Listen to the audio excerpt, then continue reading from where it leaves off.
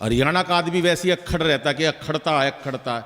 मैंने बड़े सोच समझ के नमस्ते करी थी कि भाई इतने प्यार से कर लो, कोई ताली बजा देगा, पर इनको पता नहीं कैसे पता चलेगा ये हरियाणा का है।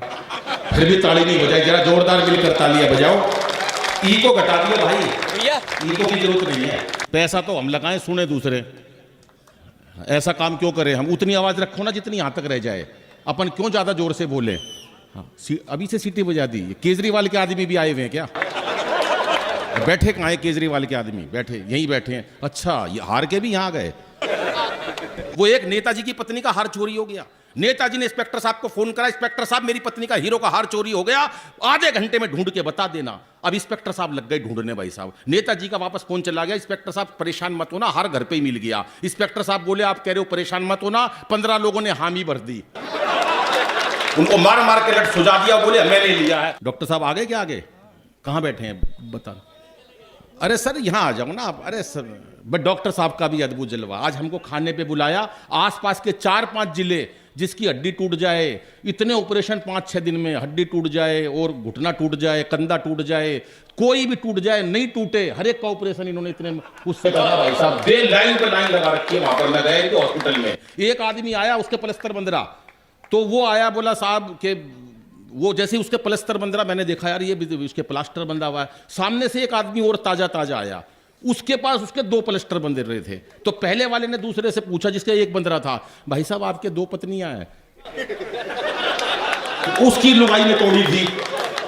तो मुझे ये लगा कि लेडीज की वजह से इनका धंधा बहुत बढ़ रहा है। लुगाई सूतती है, हड्डियां टूटती हैं, इनके यहां जाते हैं। एक बार डॉक्टर साहब के लिए तालियां बजा दीजिएगा, बहुत जिंदा दिल इंसान है। और ये तालियां बजाने की परंपरा भी मैं बता दूं, तालियां बजाना कोई बहुत बड़ी बात नहीं होती कि हम तालियों से खुश होते हैं। कभी ताली बजाने से क्या हो जाता है भाई साहब? कोई विशेष बात नहीं है। तालियां केवल हमारी क्रिया की प्रतिक्रिया आप तक पहुंचती है, कवियों को अच्छा लगता है। यहां पर आने के बाद कोई कवि याद नहीं रहता उसको क्या पेमेंट मिलेगी, क्या माल मिला नहीं मिला, उसे यह याद रहता है कि मैं जो प्रस्तुति करूं, मां सरस्वती ने जो शब्द दिए हैं वो आप तक पहुंचे और आप उसकी प्रतिक्रिया करके कवियों के लिए ताली बजाओ। पिछले हफ्ते चला गया मैं कवि सम्मेलन में, थोड़ा इसका बेस बढ़ा दो दोस्त, यहां ये जो दोनों स्पीकर हैं इनका बेस बढ़ा दो। हाँ, इको कम कर दो, इको है ही नहीं। 5000 कटेंगे तुम्हारे, मेरे को इको चाहिए था। ये मुमताज कहां पे गाएगी? है 500 साल पहले वाली, जब से इसी चक्कर में, तो उस टाइम भी इको नहीं था, जब भी तो गई है। अरे वो सब घबराओ मत, दुनिया भर का ये काजल लगा के आई है प्रीति, छोड़ दे इस मोबाइल को, छोड़ दिया। तो ये हमें क्या होता है कि मैं दिल्ली में गया, भाई साहब कवि सम्मेलन में ताली नहीं बजा रहे लोग, नहीं बजा रहे, क्या हो गया? तो सारे कवि घबरा गए, बोले नहीं भाई ताली नहीं बजा रहे, ताली नहीं बजा रहे। मैंने कहा भाई कोई नहीं, हो जाता, कई बार नहीं पता होती लोगों को, मैं सिखा देता हूं, मैंने सिखाई। मैं जितनी बहनें बैठी हैं, जितनी माताएं बैठी हैं, अपना दाहिना हाथ ऊपर करो, उन्होंने करा। करना, जितनी बहनें बैठी हैं, पुलिस की बहन भी बैठी थी, जरा राइट हैंड ऊपर करो। हाँ बहन बहन करो, सब करो, राइट हैंड ऊपर करो। इसमें कल्पना करो मेरे पति की फोटो है। अरे कल्पना करनी है बस, और कुछ नहीं करना। ऐसी कल्पना करो मेरा पति है। अब दूसरे हाथ से ताली बजाओ। मैं बता रहा हूं भाई साहब, एक लेडीज ने 15 मिनट तक नहीं छोड़ा। बोली आज नहीं छोड़ूं, आज पता चल गई। भाई साहब 15 मिनट तक ताली बजी। अब आदमी खाली बैठे, वो नहीं बजा रहे। किसकी हिम्मत लुगाई की फोटो पे ताली बजा दे? किसका? कोई मर्द का बच्चा। मैंने कहा उठाओ हाथ, मैं खड़ा हूं। लेफ्ट हैंड ऊपर करा उन्होंने। करना भाई साहब, जरा कितने बैठे मर्द, इन्हें तो दोनों ही कर लिए, तो सबको मारेगा। लेफ्ट हैंड ऊपर करो। इसमें लुगाई की फोटो नहीं देखनी, इसमें उस बिचौलिए की देखनी है जिसने शादी कराई थी। अब जोरदार मिलकर तालियां बजाओ साहब, बस यही वातावरण मेरे को चाहिए। निर्मल बाबा का नाम सुना किसी ने? निर्मल बाबा का? अरे किसने सुना निर्मल बाबा का नाम? भाई इतने नहीं सुना है, ऐसी बात नहीं हो सकती साहब, बहुत फेमस व्यक्ति है निर्मल। हाँ, समोसे खाए थे? हाँ बाबा खाए थे। कचौड़ी खाई थी? बाबा खाई थी। कौन सी चटनी से खाई थी? बाबा हरी से खाई थी। ओहो, लाल से खानी चाहिए थी, तेरी कृपा वहीं पे अटकी पड़ी है। कौन से कलर का बटवा रख रखा? पीले कलर का है सर। ओहो, काले रंग का पर्स रखना चाहिए था, तेरी कृपा वहीं पे अटकी पड़ी है। अगले ने चटनियों में कृपा अटका रखी थी। वो एक चला गया बाबा के पास, बोला बाबा लुगाई घर से भाग गई, परीक्षा में बच्चे फेल हो गए, काम धंधा चौपट हो गया, समझ में नहीं आ रहा क्या करें। बोले अंबेडकर नगर वाले कवि सम्मेलन में गए थे, परम फाउंडेशन वाले में? बोले गए थे। अंतर्राष्ट्रीय हास्य कवि अनिल अग्रवंशी को सुना था? बोले बाबा सुना था। ताली बजाई थी? बोला ना बाबा ताली तो नहीं बजाई। बस बोले तेरी कृपा वहीं पे अटकी पड़ी है। तो अगर कृपा चाहिए तो एक बार मिलकर ताली बजाओ। दिल्ली में रहता हूं, हमारे यहां विधानसभा की 70 सीट थी। कितनी? 70, उसमें से 67 केजरीवाल ले गया। कितनी बची थी? वो ऐसे ही बैठे रहते थे विधानसभा में, ना कोई खास ताली बजानी, ना कोई विशेष कुछ करना, बस वो सोचते थे कि 3 ही सीट आई हैं, क्या करेंगे। तो तीनों सज्जनों को मैं नमन करता हूं सर, प्रणाम। इसमें से कोई पुलिस तो नहीं है? फिर ठीक है, तो पुलिस से बहुत डर लगता सर। पुलिस तो पीछे बैठी है, ये रही, हर जगह पुलिस ही पुलिस है। पुलिस दीदी भी तो बैठी है। कहाँ है दीदी? पुलिस दीदी, हाँ, पुलिस दीदी कहाँ है? पुलिस वाली दीदी, हाँ, ये देखो क्या देश की सेवा कर रही हैं। महिलाओं का जमाना। हमारे यहाँ रेखा गुप्ता दिल्ली में बनी, रेखा बनी, मस्ती लेना और तालियां बजाना नई बात पे। रेखा जी दिल्ली के अंदर सीएम बनी, पूरा देश खुश, पूरी दिल्ली खुश। उसी दिन बंबई में अमिताभ बच्चन की वाइफ जया बच्चन 2-3 घंटे तक रोती रही। बाद में मैंने समझाई, रो मत, ये वो रेखा नहीं है। अब समझ में आई। डॉक्टरों का कार्यक्रम है, डॉक्टर अद्भुत होते हैं साहब। सर आ जाइएगा सर। अरे सर आइए प्लीज सर, अरे आइएगा। नहीं मेरे को सर प्लीज सर, मेरी बीजेपी से बहुत अच्छी जान पहचान है। मैं सच बता रहा हूं, मैं इतने वोट दिए बीजेपी को, अकेले नहीं, एक इलेक्शन में 15-15 वोट मैंने अकेले ने डाले हैं। मैं सच बता रहा हूं, किसी को भी वोट दो जाता बीजेपी के खाते में है। आ जाओ ना, आ जाओ सर, मैं बहुत इज्जत कर रहा हूँ, बहुत। मुझे पहले नहीं पता थी आप आए हो, मेरे को और किसी को लपेटने की जरूरत ही नहीं थी। सर तिवारी सर हमारे बीच में आया, मालिक आइएगा आइएगा, मेरा बहुत प्यार रहता है। क्या बात है, एक बार बोलिए जय श्री राम। सर क्या बात है। अरे सर आप कहाँ छिपे थे मालिक? अरे सर सर सर क्या बात है। देखो किसी भी कार्यक्रम की शोभा होती है, वहाँ के क्षेत्रीय हमारे जो नेतागण आते हैं, हम हंसी मजाक में कह बहुत कुछ लेते हैं, लेकिन वो हमारा प्रतिनिधित्व करते हैं, वो किसी पार्टी के भी हों, क्योंकि कभी किसी पार्टी का व्यक्ति नहीं होता। बड़ी दिक्कत रहती है। बहुत सारे लोग कहते हैं मैं भाजपा का आदमी हूँ, मैं कांग्रेस का आदमी हूँ, मैं केजरीवाल का आदमी हूँ। हम किसी के आदमी नहीं है, हम अपनी घरवाली के आदमी, हम किसी के आदमी बने हैं। अच्छा हमारे दिल्ली में सर बड़ी दिक्कत पड़ती है, वहां पर एक लेडीज चेयरमैन बनी है अभी, तो अब कार्यकर्ताओं की जान पहचान थी। जब भी कोई काम निकालना पड़ता ना, पुष्पा था उनका नाम, तो वो कार्यकर्ता थे, वो काम निकलवाना होता तो हम पुष्पा के आदमी हैं। दो भी आ रहा, पुष्पा का आदमी बता रहा, तुम कौन हो भाई? मैं पुष्पा का आदमी हूं, यानी उसका कार्यकर्ता हूं। एक दिन उसका पति आ गया, काम नहीं निकल रहा था, उनने कहा मैं पुष्पा का आदमी हूं। अच्छा वो था भी असलियत में। वो बोला यार तू पुष्पा का आदमी कैसे? 25 आदमी और हाँ भर के गए पुष्पा का आदमी है, तू कौन सा आदमी है? तो ये दिक्कत पड़ जाती है। मैं भाजपा का आदमी हूँ, मैं कांग्रेस का आदमी हूँ, हम किसी के आदमी नहीं है। कवि को छूट होती है कि अपनी बात हास्य व्यंग से कह सके, इससे ज्यादा उसका कोई तात्पर्य नहीं होता। क्योंकि जो भी नेता होते हैं वो सम्माननीय होते हैं, जो भी पार्टी होती है सम्माननीय होती है, तभी तो हम उनको प्रतिनिधि बनाकर भेजते हैं। और लोकतंत्र में ये सबसे बड़ी बात है कि जो जीतता है सारी पब्लिक उसकी होती है, और पब्लिक जिसको जिताती है वो सब नेता उसके होते हैं। एक बार जोरदार तालियां मेरे सब अतिथियों का। और मैं एक बात और देख रहा हूं, यहाँ पगड़ी को सलाम करता हूं, सरदार जी भाई बैठे हैं 1.25 लाख के बराबर, ये गुरुद्वारा पगड़ी मेरे को लगती है, इसको सैल्यूट करता हूं। बाबूजी आपको भी एक बार जोरदार तालियां मेरे भाइयों के लिए। और मैं कुछ देख रहा हूं, मेरे मोमिन भाई वहां बाबा बैठे हैं, वो पीछे बैठे हैं। 2 पंक्तियां पढ़ता हूं जो मैंने ओमान में पढ़ी थी कि जब हिंदू के साथ मुसलमान हंसता है, जब हिंदू के साथ मुसलमान हंसता है, मुझे लगता है सारा हिंदुस्तान हंसता है। हमारे दिल्ली में बड़ा भ्रष्टाचार है, बड़ा बुरा हाल है सर। वो इंस्पेक्टर चला गया कि स्कूल के अंदर, हमारे अध्यक्ष महोदय बैठे हैं, प्रणाम करता हूं। केजरीवाल के गांव से आया हूं सर, मैं दिल्ली रहता हूं, बड़ा बुरा हाल है। वो हमारे हरियाणा के मास्टर जी ने एक बच्चे से सवाल कर दिया, बेटा कांग्रेस की स्थापना किसने करी, इसका जन्म कब हुआ? बच्चे ने सवाल कर दिया, मास्टर जी ने सवाल करा बच्चे से, बेटा कांग्रेस की स्थापना किसने करी, इसका जन्म कब हुआ? बच्चा हरियाणा का था, हमारे तरफ का, बोला मास्टर जी मुझे नहीं पता कांग्रेस की स्थापना किसने करी, इसका जन्म कब हुआ, पर नू पता इसका नाश कौन करेगा। तालियां थोड़ी बजाइए। अभी बताया उन्होंने कि यूं नदी में नहाने से क्या फायदा। मछली पकड़ने गए थे तो भाई की बात का समर्थन करता हूं कि यूं नदी में नहाने से क्या फायदा, ऐसे नाटक दिखाने से क्या फायदा, वोटरों को रिझाना ना आया तुम्हें, ऐसे मछली फंसाने से क्या फायदा। ये क्या बात है, ऐसे मछली फंसाने से क्या फायदा। कोई एक इंस्पेक्टर चला गया दिल्ली के स्कूल के अंदर, केजरीवाल के टाइम में बुरा हाल था, चला गया वो वहां पर भ्रष्टाचार का बोलबाला बता रहा हूं। एक बच्चे को खड़ा करा, बेटा बच्चा बता देश के प्रधानमंत्री का क्या नाम है। अब कुछ पता ही नहीं, पढ़ाई लिखाई हो ही नहीं रही है। स्कूल बनवा दिए केजरीवाल साहब ने। अरे बनवा तो दिए, पढ़ाई तो हो। बच्चे से पूछ लिया देश के प्रधानमंत्री का नाम, बोला रामलाल। बोला ये कौन है? बोला मेरे पिताजी का नाम है। 5 साल पहले घर से चले गए थे, मां बोली हो सकता प्रधानमंत्री बन गए हो।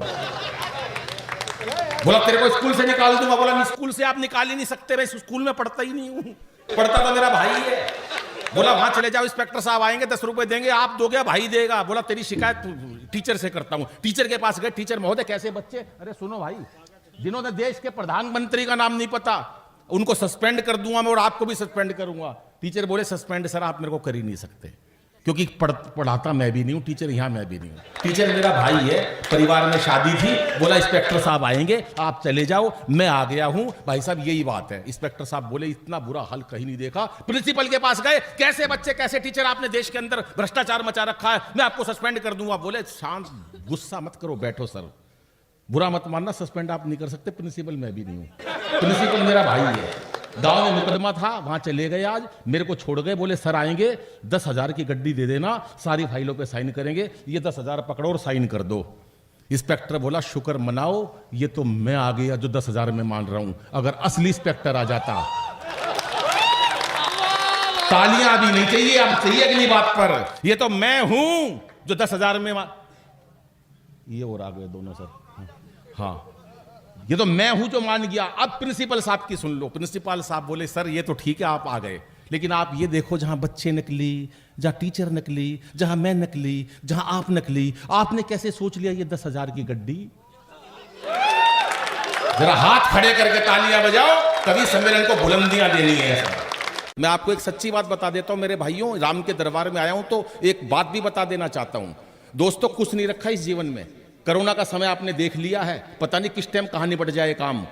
हमको जिंदगी के अंदर अगर हम हर दर्द का इलाज नहीं होता दवा खाने में, कुछ मर्ज तो ठीक हो जाते हैं केवल मुस्कुराने में। हमने जिंदगी को बना के रखा है। मैंने बड़े बड़े नेताओं को टेंशन में देखा, भाई साहब 24 घंटे टेंशन में रहते हैं। बड़े बड़े नेताओं को देखा मैंने, बड़े बड़े करोड़पतियों को देखा, सारा दिन सांस लेने की फुर्सत नहीं होती है। हमने एंजॉय करना छोड़ दिया, डॉक्टरों ने हमारी एंजियोग्राफी करना शुरू कर दिया। हम कर क्या रहे हैं? कोई अच्छा कार्यक्रम साहित्य का अनुष्ठान होता, हम 10 मिनट नहीं बैठ पाते हैं। अरे घर पे जाके क्या करोगे? लुगाई पहले सोच रही थी तुम घर से निकलो, फिर दोबारा दुखी करोगे उसको जाके। क्यों कर रहे हो ऐसा काम? हर थोड़ा सा इंजॉय करो जीवन में। कहां बैठे डॉक्टर साहब? डॉक्टर साहब कोरोना के दिन गए, क्या दिन नहीं देखे हमने कोरोना में सर, क्या दिन नहीं देखे। बाबूजी शक्लें बता रही हैं आदमियों की, वही लुगाई देखी 2 साल तक, सुबह से शाम तक वही। काम वाली आती नहीं थी बाबूजी, लुगाई नहाती नहीं थी, मेकअप का सामान खत्म हो गया। मेरे बराबर में खड़ी, आंखों में लिपस्टिक लगा के और होठों पे काजल लगा के। मैं तू कौन है? बोली नहीं तुम 27 साल से तेरे साथ। बाबूजी इतने लोग कोरोना से नहीं मरे जितने लुगाई की शक्ल देख के मर गए। मेरे से बोली पकोड़े खाऊंगी बेसन ला, मैं पकोड़े खाएगी बेसन ला। मोदी जी डंडे मार रहे हैं लोगों के, वहां पुलिस खड़ी कर रखी है, कोरोना में लोग मर रहे हैं, तेरे को पकोड़ों की लग रही है। बोली चुपचाप चला जा पकोड़े बेसन लेने। पकोड़े का मन कर रहा, बेसन लिया। सच बता रहा हूं बाबूजी, मैं बेसन लेने गया था, सूजी लेके आया, मार मार के लट सुझा दिया पुलिस ने। बोली ले आया, मैं हाथ सूजी लाया, बना लिया हलवा। तो कोई टेंशन में मत रखो। किस लिए? थोड़ा इसका यार, इसका लाउड है इसका साउंड, इसको थोड़ा वो बनाओ, मधुर बनाओ, अपने जैसा मत बना। थोड़ा सा इसमें बेस डाल, कुछ तो कर तू आया, पैसे ले रहा है, कुछ भी कर दे, चाहे बुराई कर दे, लेकिन कर दे। मैं खाली नहीं बैठने दूंगा मोदी के राज में। वहां मोदी जी काम कर रहे हैं, इतना सारा मेहनत कर रहे हैं, बिहार में इतनी मेहनत करी, योगी जितना काम कर, तू खाली बैठा है। मैं नहीं करने, खाली किसी को मैं बैठ नहीं दूंगा। क्यों भाई? हाँ, कितना खुश है बिना बात पे। तो हम लोगों को हमेशा ऊर्जा में रहना चाहिए। कोई टेंशन की बहनें बैठी हैं, देखो कितनी शांति से बैठी हैं, ये बहुत बड़ी बात है। हमारे हरियाणा की लुगाई, अगर बाबूजी इतनी देर चुप बिठा दो ना, खड़ा नाश कर दे कति। वो एक ने हेलीकॉप्टर चलाना सीख लिया, घर वाले बोले यार तूने हेलीकॉप्टर सीख लिया, एक बार हमको भी शेयर करवा दो। बोला नहीं यार तू है ना, तुम शोर बहुत मचाते हो। परिवार बोला, अरे बोला कोई शोर नहीं मचाएगा यार, तूने हेलीकॉप्टर सीखा, गांव का आदमी है, हम परिवार वालों को शेयर करवा ला हेलीकॉप्टर में बिठा के। दिल्ली में मैंने एक कविता पढ़ी, भाई साहब एक एटीट्यूड वाला आदमी बैठा, ताली नहीं बजा रहा। मैंने कहा भाई ताली क्यों नहीं बजा रहे? बोला बड़ा आदमी हूं, मैंने आदमी रखे हुए हैं, मैं ताली बजाने के लिए बोला। मैं एक कविता और पढ़ी, सब हंसे, वो नहीं हंसा। मैंने कहा आप हंस भी नहीं रहे। बोला बताई तो थी, बड़ा आदमी वो आदमी रखे हुए हैं। मैं यार इसने तो हर काम के लिए आदमी रखे हुए हैं। 2-3 बात मैं सड़क पर वही व्यक्ति आते हुए मिल गया। मैंने कहा नमस्ते भाई साहब। बोला नमस्ते। मैंने कहा सुना आपकी शादी हो गई? बोला हाँ। मैंने कहा आप हनीमून पे नहीं गए? बाद में पता चला आदमी रखे हुए, इधर वाले लोग ताली नहीं बजा रहे, पता नहीं उनका क्या रखा हुआ है। तो मस्ती से काम लेना है। तो उसने पूरा परिवार हेलीकॉप्टर में शर्त पे बिठा लिया, कोई शोर नहीं मचाएगा। हेलीकॉप्टर काफी ऊंचाइयों तक उड़ा के ले गया, पूरे परिवार को बिठा के, कोई नहीं बोला। नाराज हो रहे, सब बोलने को मना कर रखा। पीछे मुड़ के देखा, सारा परिवार नाराज हुआ पड़ा। अरे बोला कोई कुछ तो बोलो, कोई नहीं बोला। उसने अपनी माँ से कहा माँ तू ही कुछ बोल। माँ बोली बेटा मैं अब क्या बोलूं, मैं जब ही नहीं बोली जब तेरा बाप नीचे गिर गया था। ये तो महिलाएं शांति से बैठी है, बहुत बड़ी बात है। एक दोस्तों से मैं अपील करता हूं, जो भी वीडियो बना रहे हैं सब इसको बिल्कुल मत बनाओ। सारी यूट्यूब पे हमारी अवेलेबल है। जिंदा हो 100% यहीं रहो और यहां का आनंद लो। कल आप अपनी गर्लफ्रेंड को ये भेजोगे, वो फ्रेंड रिक्वेस्ट मेरे को भेजेगी। तुम्हारी सारी मेहनत बेकार जाएगी। टोपी वाले भाई तुम मत करो इस उम्र में मेहनत, तुम डायरेक्ट ध्यान दो गर्लफ्रेंड पे, बीच में मेरे को मत लाओ। पुलिस वाले होने का सबसे बड़ा फायदा तो ये होता है भाई साहब, आप और सब उपयोग तो कर लो, लेकिन किसी की हिम्मत नहीं कि इनको यूं कह दे कि बैठ जा यार तू लंबा पढ़ दिया। किसकी हिम्मत है पुलिस वाले को मना करने की? लेकिन उन्होंने पढ़ा इतना अच्छा कि हम चाहते थे कि उनको और सुने, सब चाहते थे मेरे को छोड़ के कि उनको और सुने। लेकिन आपने बहुत अच्छा सुना। एक बार जोरदार तालियां मेरे भाई के लिए बजाइएगा। बड़ी उन्होंने बात बताई, पुलिस चालान काट दिया, ये काट दिया, वो काट दिया। हमारे दिल्ली के अंदर भाई साहब अभी एक पुलिस वाला चौराहे पे, मैंने कहा भाई साहब ये, बोला यार तू ऐसा कर 200 रुपये दे दे। मैंने कहा 200 रुपये दे दो, आगे और भी तो मिलेंगे लोग, किस किस को 200 रुपये दूंगा? बोले किसी को नहीं देने, मेरे को दे दे। हमारा कोड वर्क होता है, जिस चौराहे पे कोई मिल जाए कह दियो लिमका। मैं अगले चौराहे पे गया, बोला रोको हेलमेट, मैं लिमका, बोला जा। अगले चौराहे पे बोला हेलमेट, मैं लिमका, बोला जा। अब भाई साहब मेरे पास तो लिमका थी। अगले दिन मैं जानबूझ के बिना हेलमेट गया। जैसे ही पहले पुलिस वाले ने पकड़ा, मैंने कहा लिमका, बोला साइड में आ जा, थम्स अप है। बजाओ ताली एक बार सर के लिए। तो ये मस्ती लेनी चाहिए। इधर नौजवान बड़े उछल उछल के ताली बजा रहे थे। जीवन का यथार्थ ये है कि इश्क किताबों की बात है। जितना आप नारी को कमज़ोर समझ रहे हैं, उतना नारी कमज़ोर नहीं है। इस देश का कोई युवक नहीं है जो एक नीला ड्राम घर में देख ले और चैन से सोए। तो जितने नारी विमर्श की बातें हैं सब निरर्थक हैं। झांसी की रानी, खिलजी और क्या क्या, आज भी नारियां उसी तरह से हैं। यहाँ से ले जाती हैं मेघालय और वहाँ से ठेल देती हैं पहाड़ के नीचे चले। किसी की हिम्मत है नारी के प्रति विपरीत देखे? दूसरे की तो नारी छोड़िए, आप अपनी नारी को भी गलत दृष्टि से नहीं देख सकते। अब जैसे भैया हमारे हैं, कोरोना काल की बात कर रहे थे। कोरोना काल की हम बात बताते हैं। हम कभी हमेशा दूसरे की व्यवस्था में रहने वाले, हमारे पास कुछ भी साधन नहीं है तो बढ़िया बढ़िया सी व्यवस्था लोग भेजते हैं, अच्छे होटल में रुकाते हैं, बढ़िया खाना देते हैं। बहुत से डॉक्टर तो ऐसे हैं कि दवा भी दे देते हैं फ्री में। और इतने डॉक्टरों के कार्यक्रम में जब मैं आता हूँ, भगवान की कृपा से बीमार जरूर पड़ जाता हूँ। और असली कवि वो है जो डॉक्टरों को देख के बीमार पड़ जाए, वरना डॉक्टरों का महत्व कम हो जाता है। सामने 10-20 डॉक्टर हो और आप बीमार न हो तो आप किस लायक हैं? आप डॉक्टर के किसी लायक नहीं हैं। तो कोरोना काल में हमेशा बाहर रहने वाला व्यक्ति, जब जैसा भाई साहब कह रहे थे, घर में कैद हो गया। और साधारण आदमी ये कहीं मतलब आलू टमाटर सोयाबीन वही खाते खाते मन उब गया। एक दिन गलती से मुंह से निकल गया, कौन सी सब्जी बनाई हो, इसमें तो कोई स्वाद ही नहीं है। पत्नी ने तुरंत फोन लगाया क्वारंटीन सेंटर, हेलो पंडित जी का स्वाद चला गया है। अच्छा, वो उधर से सब गाड़ी भर के आ गए। हम कह रहे कि नहीं ऐसा नहीं है, कुछ तो करेगा। इतने बड़े कवि की पत्नी गलत थोड़े बोलेंगी, वो सही बोल रही हैं। अब पकड़ के जबरदस्ती ले गए। वहां जाने के बाद एक खूबसूरत सी नर्स, उसने पूछा कि पंडित जी आप कितने लोगों के संपर्क में आए हैं? जायसवाल साहब, इस देश के 2 लोग सबसे बड़े चरित्रवान हैं, एक हम, एक मोदी जी। हम दोनों लोग आज तक अपनी पत्नी के संपर्क में ठीक से नहीं आए हैं। और नर्स पूछ रही है कि कितने लोगों के बीच में आए हैं। अब जवाब देखिएगा विषम परिस्थिति में। हमने कहा संपर्क में आए हैं, साली के संपर्क में आए हैं, साले के संपर्क में आए, सास के संपर्क में आए, ससुर के संपर्क में आए, पूरे ससुराल के संपर्क में आए हैं। एक ही क्वारंटीन सेंटर में पूरे खानदान को 14 दिन तक क्वारंटीन कराने वाला मैं कभी अनिल चौबे। और इतने के बाद पत्नी ने धीरे से कोहनी मारी और कही कि ए जी, उस दिन हम ही सब्जी में नमक डालना भूल गए थे। महिलाओं का कभी अपमान होती है। कहीं किसी की भी कोई भी नारी हो, पूरा सम्मान कीजिए, वरना नारी जिस दिन आ जाएगी, जिसे हमारे भैया करते हैं अनिल अग्रवंशी जी, इतना विश्वास करते हैं पत्नी पे, इतना सम्मान करते हैं, हर कवि सम्मेलन में लेके जाते हैं। और सबसे कमाल तो ये है, माइक पे खड़े होकर कह रहे हैं बहन जी इधर बैठी हुई है, बहन जी इधर बैठी हुई है। इतना जो है कि किसी में हिम्मत नहीं है भाई साहब, पूरे देश में हिम्मत नहीं। हमारे बड़े भाई हैं और हमारे सामने कह रहे हैं हाँ। किसी कवि से हम लोगों को देखिए कितने बेवकूफ़ आदमी। मैंने आज से इनसे एक शिक्षा ली है कि जहाँ भी जाइए, वो बस में लिखा होता है ना, अपने सामान की सुरक्षा खुद कीजिए। आप छोड़ के आएंगे क्या, ही प्रकृति का भरोसा। एक दो छंद सुन लीजिए। आइए आप फिर कहिए तो एक कविता सुना के सुनाइए सर। हाँ अभी तक सुना रहे थे, ये क्या है?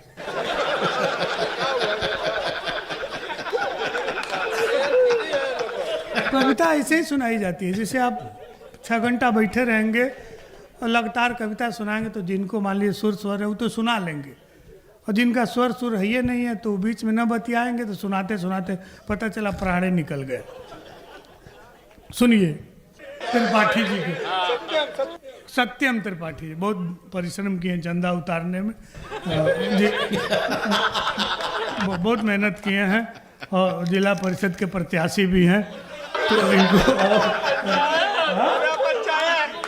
नहीं इस चंदा उतारे हैं, कभी सम्मेलन में बहुत मेहनत किए हैं। और ठीक है, भगवान चाहेंगे तो आप जरूर आपको सफलता मिलेगी। ऐसे ही कभी सम्मेलन कराइएगा। और बजट वजट का कोई चिंता नहीं है, भगवान इतना दे दिया है कि अब जो उसकी कोई ज़रूरत नहीं है। बहुत पैसे मिले 25-30 वर्षों से केवल पैसे ही मिलते हैं। हमारा तो इतना काम है कि समझिए कि कविता न भी पढ़ें तो हमारा काम चल जाएगा। ये जितने बड़े कवि हैं ये हमको खूब बुलाते हैं, हम इनको कभी बुला नहीं पाए। हमारा घर शमशान घाट के किनारे है।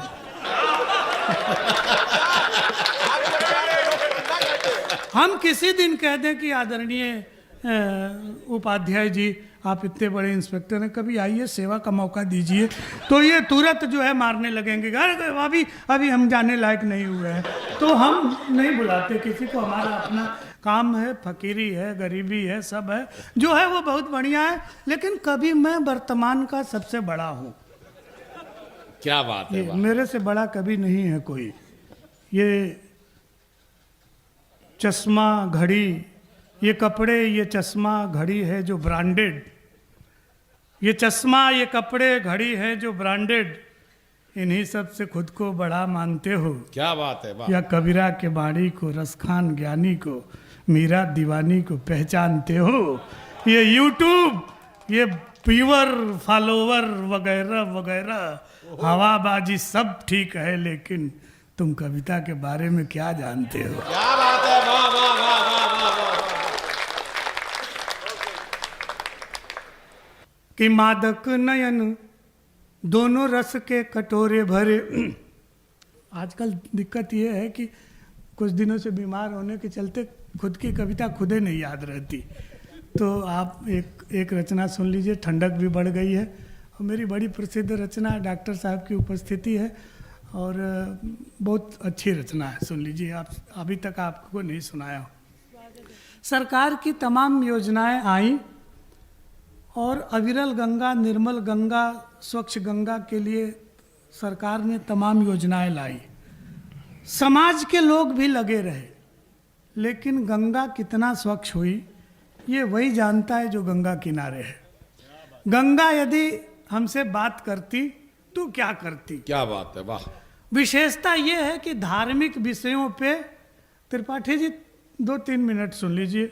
अभी आप मुझसे 1 इंच कम हैं, मैं चौबे हूँ, आप त्रिपाठी हैं, तो थोड़ा देर सुनिए। अभी आप ये नहीं कि चौबे बोलता हो तो त्रिपाठी भी बीच में बोले, आप थोड़ी देर सुन ले भैया, अब बहुत बहुत पुण्य मिलेगा आपको। मैं बहुत तपस्वी आदमी हूँ। अरे काशी से न रही भी मैं चलता फिरता देवरावा बाबा हूँ, सुन लीजिए। हाँ, आप जितना मतलब सामान्य समझ रहे हैं उतना हूँ नहीं मैं, मेरा कट जाता है। मेरा दिक्कत क्या है कि किधर से बोलना है वो समझ में नहीं आता। शुरू से ही बहुत ज़्यादा गलती से विद्वान हो गए, नहीं तो और पिछले जन्म का पाप है कि इन लोगों के साथ बैठना पड़ रहा है, वरना हम बहुत ज़्यादा पढ़े लिखे इन लोगों के साथ। सुनिए, हाँ अब ये कविता का जन्म कैसे हुआ जी, जन्म बताओ। सुनिए। मैं देखा कि 3-4 बड़े बड़े संत एक होटल में गंगा पे चर्चा कर रहे थे, स्वच्छ गंगा विमर्श। होटल में बैठे हैं 4 संत, आगे पानी की बोतलें रखी हैं। अपने आप एक लाइन निकली कि अविरल गंगा के लिए सबने चिंता की, गंगा पर भाषण दिए, मिनरल वाटर पी। क्या बात है, वाह वाह वाह वाह वाह। अविरल गंगा के लिए सबने चिंता की, गंगा पर भाषण दिए, मिनरल वाटर पी। प्रदूषण ज्यों का त्यों मिला, भगीरथ मिले अनंत। नाले गंगा में मिले, होटल में मिले संत। क्या बात है, वाह वाह वाह वाह। क्योंकि आप सब प्रबुद्ध हैं, काफी बुद्धिजीवी और बड़े लोग हैं, तो अब मैं आपको एक रचना सुनाता हूँ, सुन लीजिएगा। बड़ा कठिन विषय है किसी धार्मिक विषय पे व्यंग्यात्मक कविता रचना, वो भी आज के युग में। हालांकि हमारे शास्त्रों में शिव जी को से भी लोगों ने मजाक किया है। शीश पर गंगा हंसे, भुजनी भुजंगा हंसे, हासही को दंगा भयो नंगा के विवाह में। हास्य रस का उदाहरण में शिव को कहा गया ऐसा। आज एक बार मैंने शिव जी पे कुछ लिख दिया तो कम से कम 1.25 लाख लोग आके गाली दिए, कहे कि इसको तुमको धर्म का ज्ञान नहीं है, तुम नहीं जानते हमारी भावनात्मक धार्मिक भावनाएं आहत हुई है। सबसे ज़्यादा कमज़ोर आज कुछ है तो वो है धार्मिक भावना, वो फट से आहत हो जा रही है। उसको पता नहीं है कि लिखने वाला क्या जानता है, क्यों लिखा है, कैसे लिखा है, लेकिन धार्मिक भावना तुरंत आहत हो जा रही है। तो देखिए, मैंने ये तमाम आहतों को रोकते हुए छोटी सी कविता है, सुनाते हैं। मुझे जहाँ तक लग रहा है आपको अच्छा लगेगा। जी सर। मेरा घर गंगा के तट पे है, मेरी गंगा माँ से बातचीत है। गंगा पे इतना लिखा गया है कि आप एक शब्द भी नया लिखने की कोशिश करें तो बहुत कठिन है। 100 साल पहले से लेके लोग लिख रहे हैं कि जब तक गंगा में चित्रगुप्त नहीं, ये फिल्मों की बात तो मैं करता ही नहीं, जब तक पुण्य का विचार करे चित्रगुप्त, तब तक गंगा हजारों तार देती है।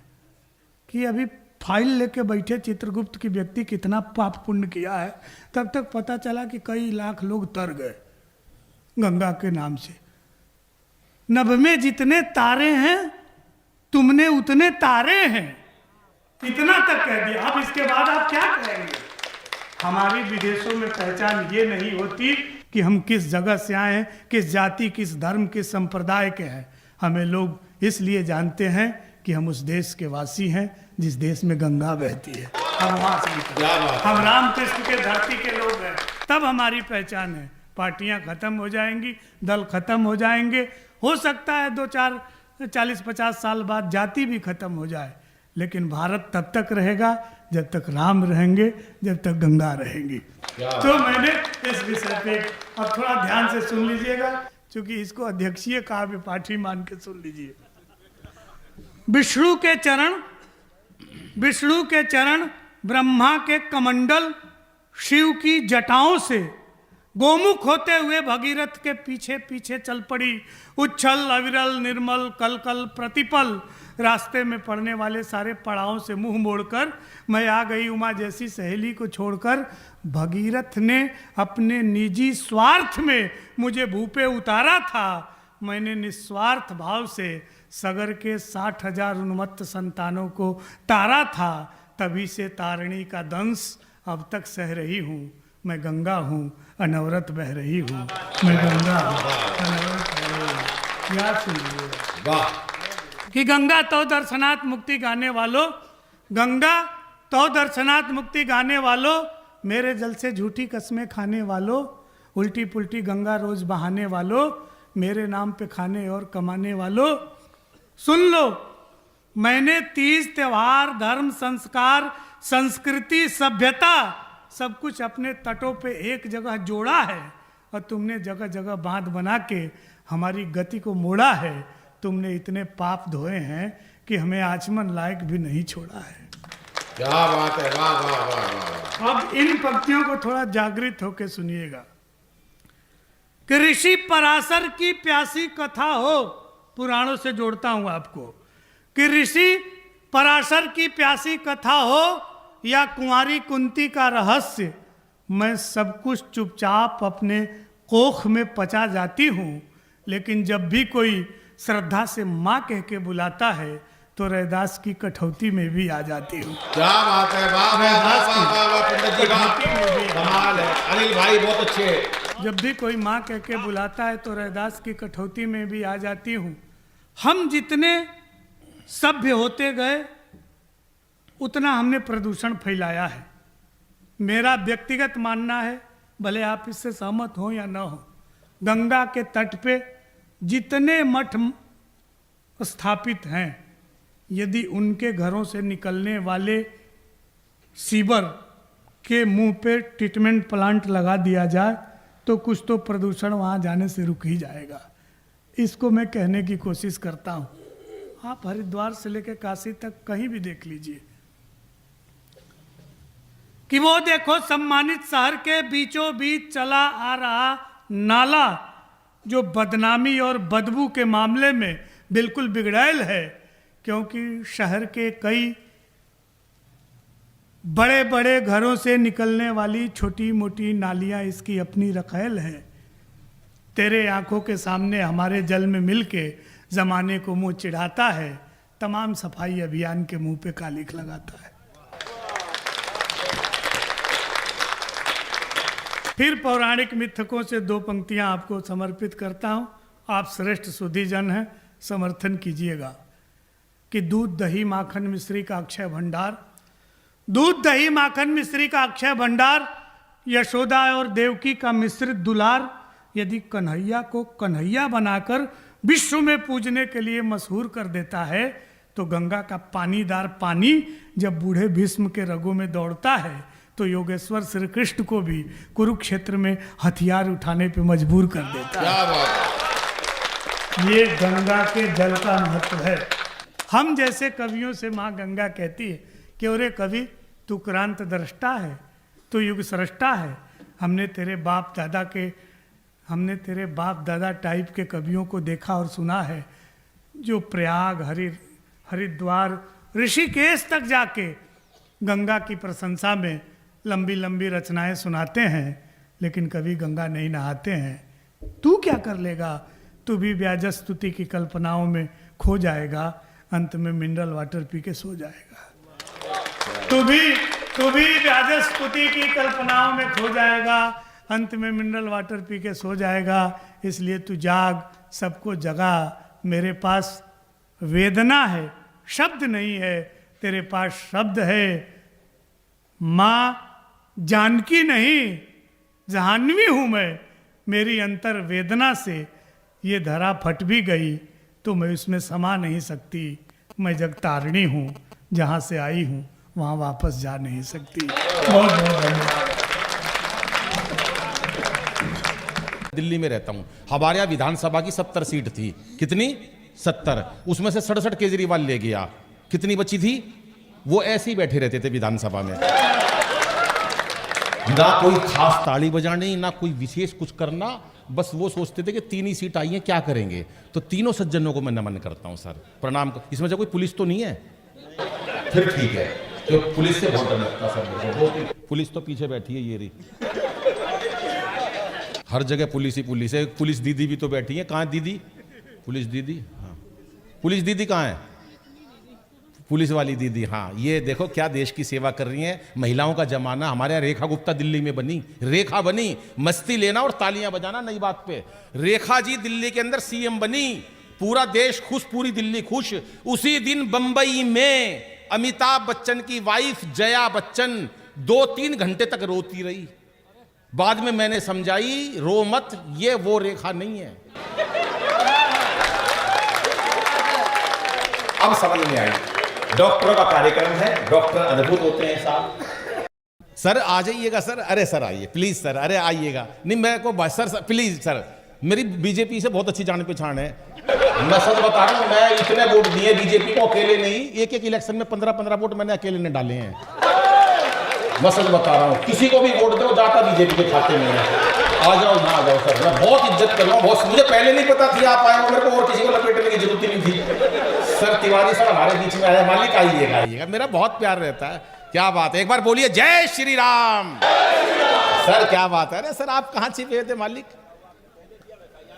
अरे सर सर सर क्या बात है। देखो किसी भी कार्यक्रम की शोभा होती है, वहाँ के क्षेत्रीय हमारे जो नेतागण आते हैं, हम हंसी मजाक में कह बहुत कुछ लेते हैं, लेकिन वो हमारा प्रतिनिधित्व करते हैं, वो किसी पार्टी के भी हों, क्योंकि कभी किसी पार्टी का व्यक्ति नहीं होता।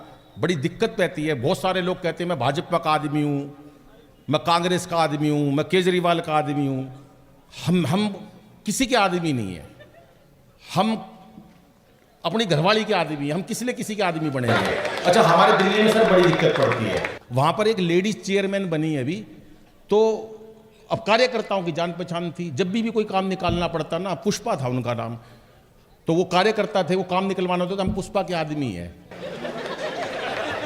जो भी आ रहा पुष्पा का आदमी बता रहा, तुम कौन हो भाई, मैं पुष्पा का आदमी हूँ, यानी उसका कार्यकर्ता हूँ। एक दिन उसका पति आ गया, काम नहीं निकल रहा था, उनने कहा मैं पुष्पा का आदमी हूँ। अच्छा वो था भी असलियत में, वो बोला यार तू पुष्पा का आदमी कैसे, 25 आदमी और हाँ भर के गए पुष्पा का आदमी है, तू कौन सा आदमी है। तो ये दिक्कत पड़ जाती है। मैं भाजपा का आदमी हूँ, मैं कांग्रेस का आदमी हूँ, हम किसी के आदमी नहीं है। कवि को छूट होती है कि अपनी बात हास्य व्यंग से कह सके, इससे ज़्यादा उसका कोई तात्पर्य नहीं होता। क्योंकि जो भी नेता होते हैं वो सम्माननीय होते हैं, जो भी पार्टी होती है सम्माननीय होती है, तभी तो हम उनको प्रतिनिधि बनाकर भेजते हैं। और लोकतंत्र में ये सबसे बड़ी बात है कि जो जीतता है सारी पब्लिक उसकी होती है, और पब्लिक जिसको जिताती है वो सब नेता उसके होते हैं। एक बार जोरदार तालियां मेरे सब अतिथियों का। और मैं एक बात और देख रहा हूँ, यहाँ पगड़ी को सलाम करता हूँ, सरदार जी भाई बैठे हैं 1.25 लाख के बराबर, ये गुरुद्वारा पगड़ी मेरे को लगती है, इसको सैल्यूट करता हूं। बाबूजी आपको भी एक बार जोरदार तालियां मेरे भाइयों के लिए। और मैं कुछ देख रहा हूं, मेरे मोमिन भाई वहां बाबा बैठे हैं, वो पीछे बैठे हैं। 2 पंक्तियां पढ़ता हूं जो मैंने ओमान में पढ़ी थी कि जब हिंदू के साथ मुसलमान हंसता है, जब हिंदू के साथ मुसलमान हंसता है, मुझे लगता है सारा हिंदुस्तान हंसता है।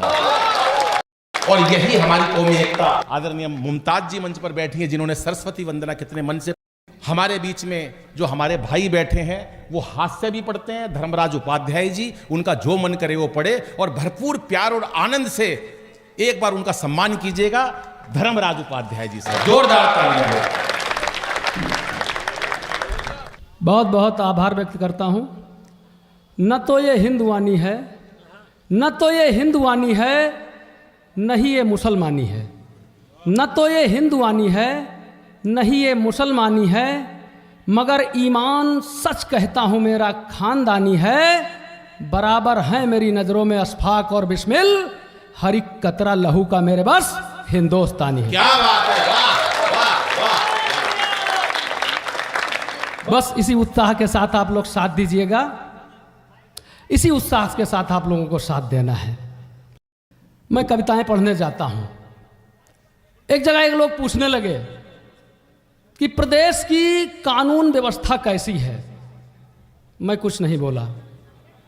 फिर उन्होंने पूछा कि बताओ थानों में करप्शन की स्थिति क्या है।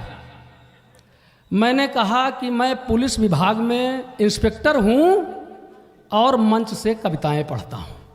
उन्होंने कहा यह क्या जवाब हुआ। मैंने कहा यही जवाब है, तुम कानून व्यवस्था की बात प्रदेश में पूछते हो, खुद सोचो, अगर कानून व्यवस्था प्रदेश की अच्छी न होती तो क्या पुलिस इंस्पेक्टर को मंच से कविता पढ़ने की छुट्टी मिलती।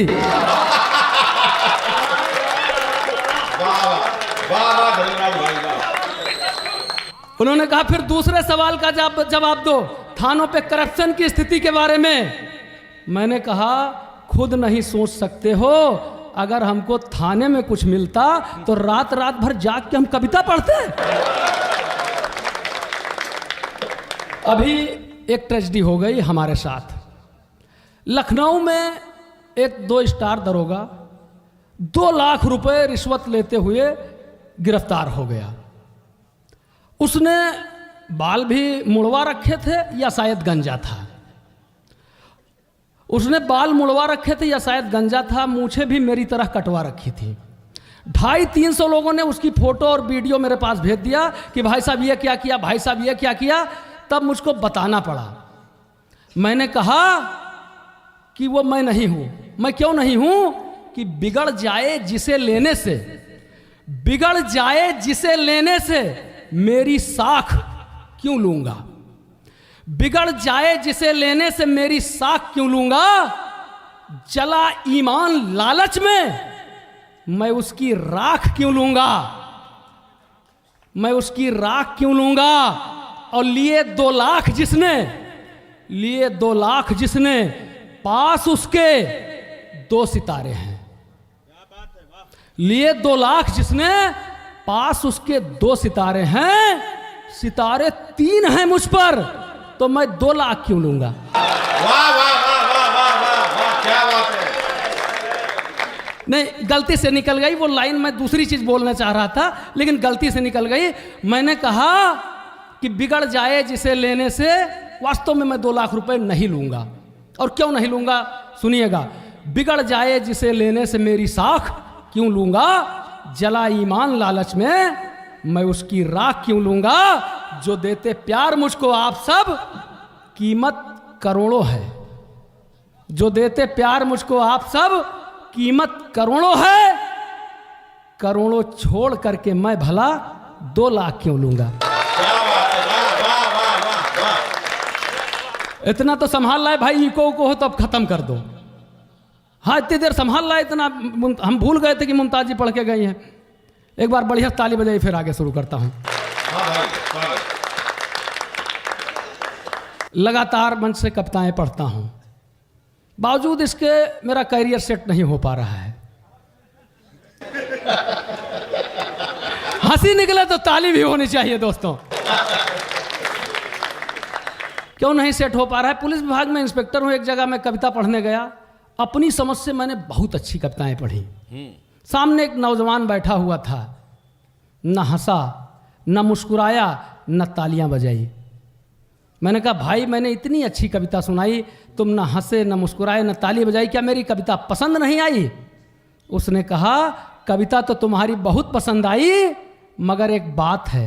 मैंने कहा क्या बात है। उसने मेरी तरफ उंगली उठाई और बोला कि तुमने मेरा चालान किया था।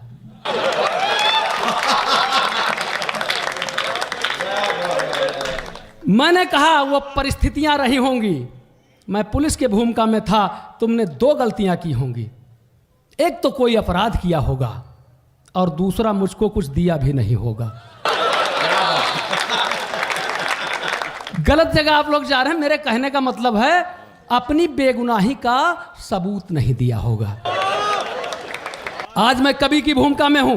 मैंने 50 बार भी चालान किया है तो उसको भूल जाओ और तालियां बजाओ पसंद है। उसने कहा ठीक है मैं भूल जाता हूं, आप पढ़िए। मैंने और अच्छी कविता सुनाई, उसने और आंखें लाल कर ली। मैंने कहा भाई तुमने तो वादा किया था कि चालान अपना भूल गए हो, फिर ये आंख लाल क्यों कर रहे हो। उसने कहा कि मैं अपना चालान भूल गया हूं, लेकिन एक बात फिर भी नहीं भुलाए भूलती है तुमको देख करके। मैंने कहा क्या। उसने कहा कि तुमने हमारे बाप का भी चालान किया था। अभी एक जौनपुर की घटना से आप लोगों को जोड़ता हूं, 4 लाइन से जोड़ता हूं कि दिल जमा था, दिल जमा था, दिल के वो जज्बात में ही मर गए। दिल जमा था, दिल के वो जज्बात में ही मर गए। मरते थे जिस बात पर उस बात में ही मर गए। दिल जमा था, दिल के वो जज्बात में ही मर गए। मरते थे जिस बात पर उस बात में ही मर गए। और थे 75 के चचा, थे 75 के चचा, 35 पर दिल आ गया। थे 75 के चचा, 35 पर दिल आ गया, शादी उससे करके सुहाग रात में ही मर गए। भाई वाह वाह। लोगों ने कहा क्यों मरे, विवेचना करके बताइए। हमने 4 लाइन में बताया। हमने कहा कि गजल के बाद रुबाई भी मार देती है, गजल के बाद रुबाई भी मार देती है, और मीत से अपने जुदाई भी मार देती है। और समझकर सोचकर आए दोस्त इस्तेमाल करें, डोज से ज्यादा दवाई भी मार देती है। बहुत शानदार।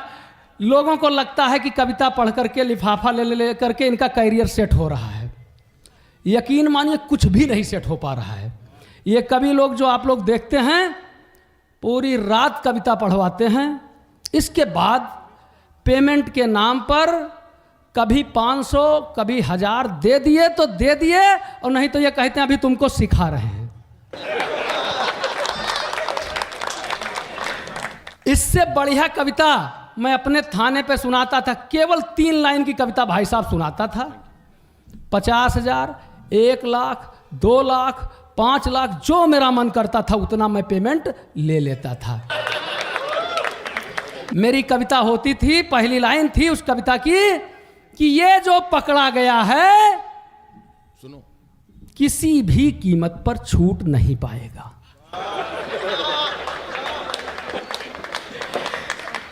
दूसरी लाइन होती थी कि इसको हवालात में डाल दो।